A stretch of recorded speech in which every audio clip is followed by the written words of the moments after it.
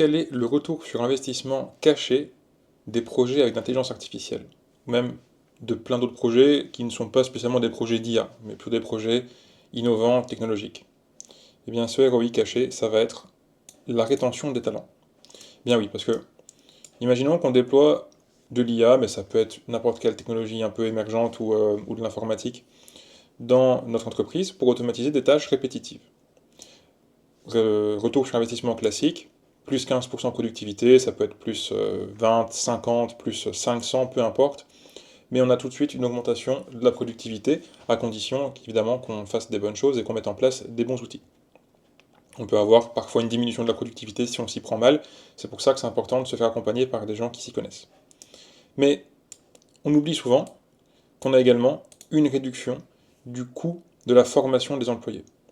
Cette réduction du coût de la formation, elle vient du fait qu'on va mettre en place des outils qui vont automatiser des choses qu'ils ne devront plus faire, ou en tout cas qu'ils ne devront plus faire aussi bien, ou peut-être de façon moins avancée, de façon moins précise. Et donc, on va toujours avoir ces choses qui sont documentées, donc on va toujours pouvoir les faire, mais on va plus devoir former toutes ces personnes, que ce soit des collaborateurs internes, que ce soit des distributeurs dans un réseau de distribution, que ce soit des consultants qui viennent une fois par mois, peu importe, ces gens ne doivent plus être formés sur toutes les spécificités bien précises qui sont liées aux tâches qu'on a automatisées, puisque maintenant les tâches se font en partie tout seuls. Et on ne perd pas le contrôle, puisque comme on a automatisé ces tâches, il y a bien quelqu'un qui a dû documenter comment ça fonctionnait, pour que quelqu'un d'autre puisse mettre en place l'automatisation, et donc on a toujours cette trace, cette documentation de comment ça a été fait, ce qui permet également de revenir en arrière si on a un problème. Si on doit pouvoir refaire la tâche manuellement, on a toujours la documentation de comment on peut la faire. Donc, il ne faut pas trop avoir peur à ce niveau-là, c'est une petite parenthèse que je dis. Il y a beaucoup de personnes qui se disent je ne veux pas perdre le contrôle, je ne veux pas qu'on oublie des choses, je ne veux pas qu'il y ait des informations importantes qui disparaissent. C'est pas le cas, justement, c'est une bonne chose en fait de faire ça, parce que pour pouvoir automatiser des tâches répétitives, on est obligé de comprendre comment elles fonctionnent, et donc on est obligé de les avoir parfaitement documentées, et donc on peut revenir dessus assez facilement par la suite. Et donc ce ROI caché de rétention des talents, c'est ici un chiffre indicatif, un nombre indicatif, pardon, moins 15% en coût de formation. Et donc ce qui va se passer, c'est qu'on va avoir moins de frustration de la part des utilisateurs, des personnes qui devaient faire la tâche. Comme je disais, ça peut être des collaborateurs internes, ça peut être des distributeurs, ça peut être des consultants, peu importe. Mais donc, moins de frustration au niveau de ces personnes. Également, moins de turnover, puisque rendre les choses plus faciles, en tout cas, rendre les choses plus faciles et retirer les choses qui sont pas chouettes à faire, permet bien de revenir sur cette rétention des talents, de garder les personnes, de les faire fuir moins rapidement, voire de ne plus leur donner aucune raison de partir, puisqu'elles sont dans un environnement qui est propice à la création au fait de faire des choses qui sont intéressantes, et qui ne sont pas juste des tâches un peu bêtes qui sont tout le temps les mêmes.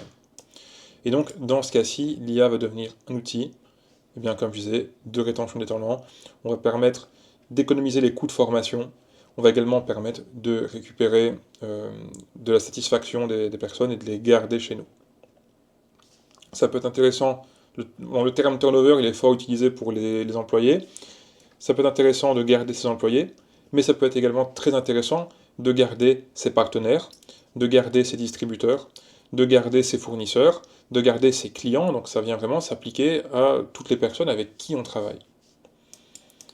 Et donc, 3 métriques qui sont à traquer par rapport à ceci.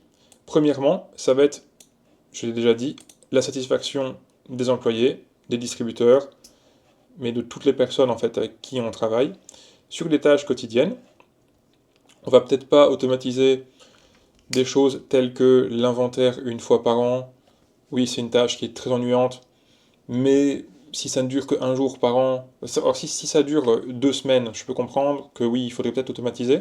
Si ça dure qu'une journée par an, bon, est-ce que ça va vraiment changer les choses? Peut-être pas. Par contre, les tâches quotidiennes, vraiment tout ce qui est vraiment vraiment fatigant, ce qui fait que les personnes rentrent chez elles le soir en étant fatiguées, en ayant du brain fog, en ayant l'esprit qui n'est pas clair, Ça, c'est des choses qui sont impactantes.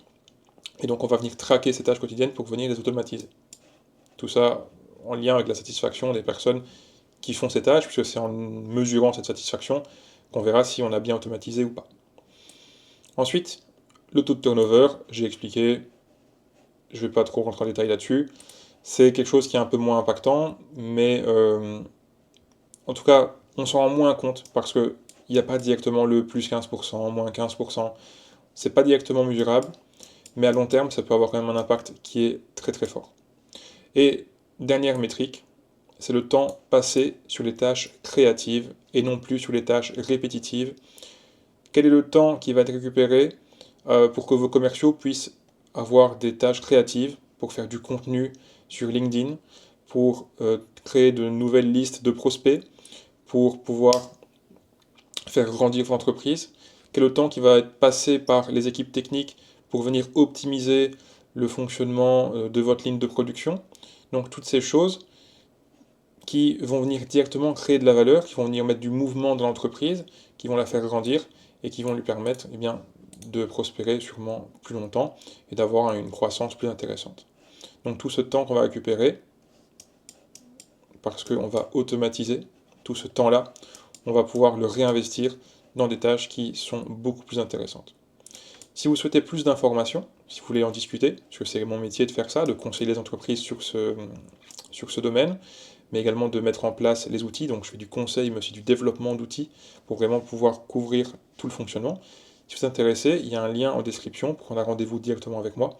On pourra en discuter. C'est le premier appel est gratuit et permet de déjà faire un petit peu un état des lieux de comment vous fonctionnez et de qu'est-ce qu'on peut faire pour vous aider. Je vous remercie beaucoup pour votre visionnage et je vous souhaite une très bonne journée.